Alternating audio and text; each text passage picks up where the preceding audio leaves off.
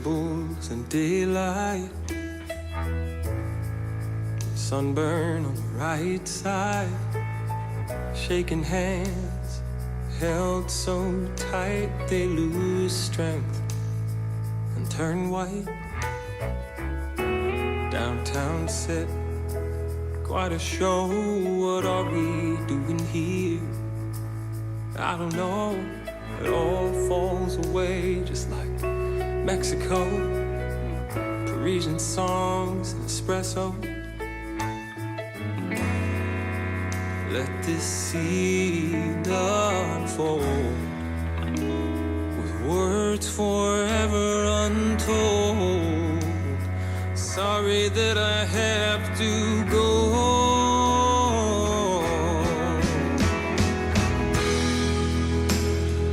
We've got this plane in the air, flying towards that frozen Antarctica.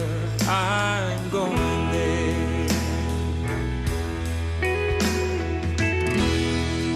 Nowhere till morning comes, melody through closed lips still hums. Sit on the boulevard with the voyeurs and bums till you drive me home, drive me home. Real life always quick on the heels, like a 3-year-old with his training wheels. Doesn't matter how good this moment feels when it goes.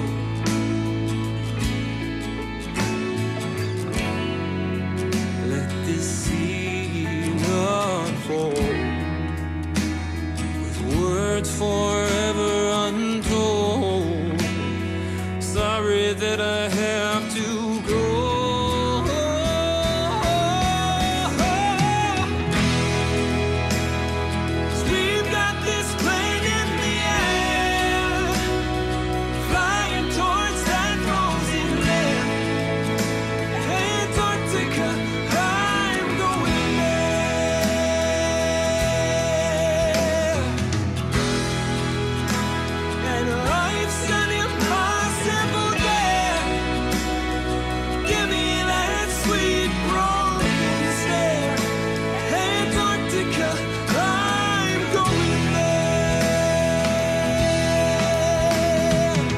This is Will Nunziata, and I'm so excited to be speaking with the acclaimed singer, songwriter, actor, writer.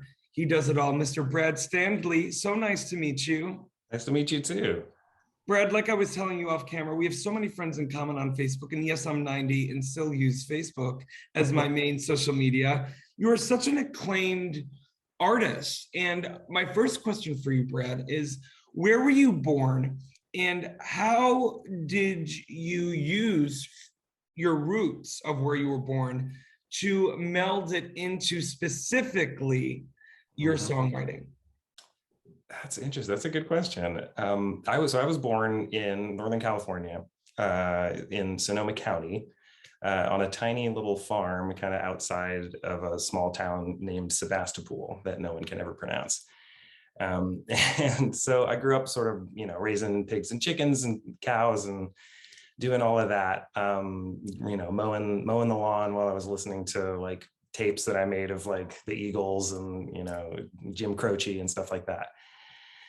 And then I ended up getting into theater, and theater kind of took me a lot of different places, but I brought a guitar along with me while I was on tour and just started figuring that out for myself and trying a little bit of this, trying a little bit of that. And what ended up happening is sort of taking that, small town roots, that kind of Americana singer-songwriter, Jim Croce stuff, and sort of melding it with a little bit of musical theater, lyrical progression, and finding the depth in that. And that's been, what I've been doing for more years than I'd like to say. Well, Brad, what I love even so much about how you were able to, while you were on the road, with such hits directed by Tony Award-winning Diane Paulus productions of Waitress, Hair, on Broadway with In Transit. I love that you were able to take those at rest moments, probably in your dressing room, on the road, in between tour stops, to really allow yourself to step into your power as a creator. I'm curious, was it an over time thing? Was it like an aha moment where you were like, why don't I just do this? I have a talent for it. How did that all come about for you? Yeah, it was really an overtime thing. I mean, I really started writing when I was, I was on the international tour of Hair when I was like 22. And I had brought this guitar, and I didn't honestly really know how to play it at the time. I just, my mom's boyfriend had like bought a guitar that he wanted to play and then didn't end up playing. So he just like gave it to me, and I put it on my back and took it to Europe. And I had always been playing music since I was a kid. Like I was in band and playing like clarinet and saxophone and all, French horn, all those things. But I realized that I needed to, like, as soon as I started learning how to play it, I realized that I needed to start writing with it. Like it became really obvious that my journey with learning the guitar was also very linked to my journey, writing lyrics and finding melody, and a lot of people learn the guitar by learning Tom Petty songs and like older stuff, but I learned the guitar by learning how to write on the guitar. And then just sort of that it's been an interesting path through that, finding my way, because I just play the guitar a little bit differently than a lot of people, because I just sort of found sounds that I liked and just kept going with them. But yeah, it's been a bit of a journey in that way. Well, I love the fact that the guitar almost became the key that unlocked the store. And I also love the fact that the audience got a little sneak peek of Antarctica. Talk to me a little bit about that. Yeah, that song. So that's one of those songs that I wrote in, probably 10 minutes. It's like one of those where just everything comes out. You sit at the guitar and you're like, boom. I had gone to have a conversation with this woman who, she was married, but we recognized that we both had a connection, and so we went and we sat at a cafe and we just sort of like talked about the fact that we had this connection. And then I, after the conversation, went home and just sort of word vomited it all out into this song. This idea of like, if there was some sort of magical world where we could both, go and be without rules and without societal obligations, and if we were to, land in Antarctica, that could be our place or something.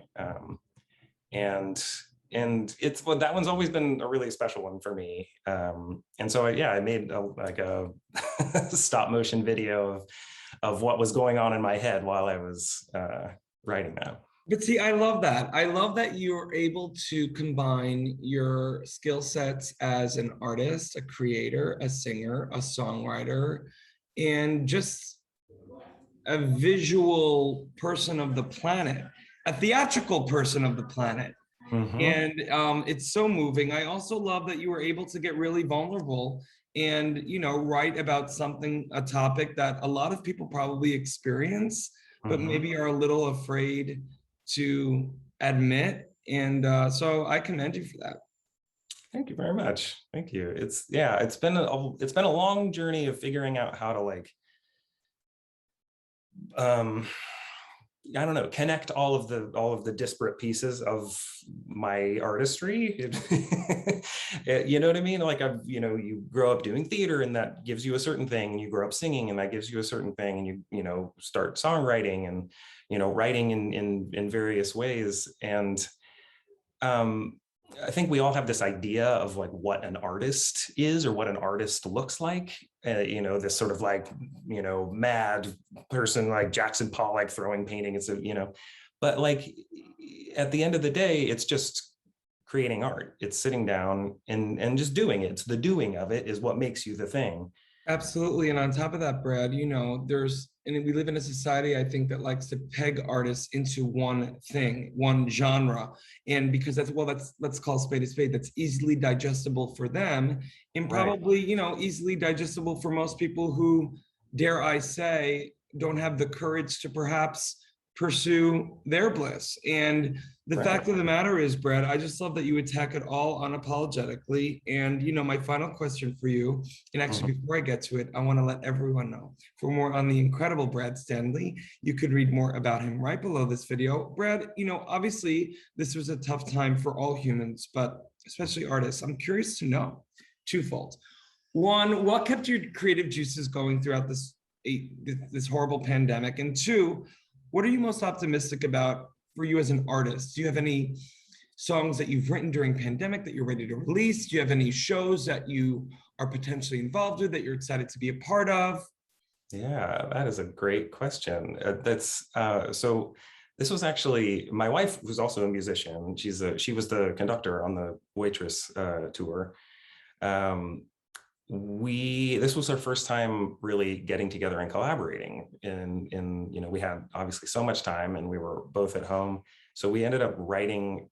We've written 3 children's albums during the pandemic. It's so much fun, so much fun. We actually just got back from our first little sort of mini tour where we played, some like assemblies for kids and, some special ed classes and stuff. And it was really fulfilling because we're trying to sort of attack it from a point of view of like, here are, maybe some heady concepts that like might go over a kid's head, but it'll hit the parent. And then that gives the parent a way that they can open up a conversation with their kids about different things like, perfectionism or, making mistakes or, various things like that. And it's been really rewarding. We've been sort of, set up a whole recording studio here and doing all that. And actually, I have a new single of my original music coming out. What is it? November 6th. It's like sort of my take on my wedding vows. It's called Wait, The I Other love it. Half. What's the name of it? It's The Other Half. Yeah. Originally, when we were writing our vows, I was like, I think I'm going to write a song. And she was like, well, you can't write a song because I'm not going to write a song. You can't show me up here. Yeah, right. So, Two showbiz people. You can't upstage the wife. exactly, right. And so, yeah, so I've got that coming out on November 6th. And then the rest of the full album that I've been kind of sitting on for a while is coming out on November 26th. Brad, that's amazing. And I'm so excited for your new single, for the new album, and also these children albums. I'm a new uncle. So, Brad, Oh, you're already going I to have a love it. fan in me and me buying everything and anything because I've always been so impressed with songwriters who have that beautiful way in analyzing the dichotomy between topics and messages that a Mhm. parent can be like, oh my God, that's so deep. And a kid looking with that childlike sense of wonder at the simple sentiment. And it takes a very specific artist to nail it. And I know that obviously just by researching all that you do, that you're going to be able to do it because obviously that childlike sense of wonder, just a kid from Northern California, with pigs and horses and cows, to be able to still have that within you is really inspiring, Brad, really. And it shows in your essence and through your work. Oh, thank you so much. Yeah, that's if people want to find that, it's called Peanut Butter Jams. Peanut butter jams, it is. Peanut Well, butter Brad, jams. thank you so much for your time today. And I'm glad that we're connected now. Yeah, me too. Exciting.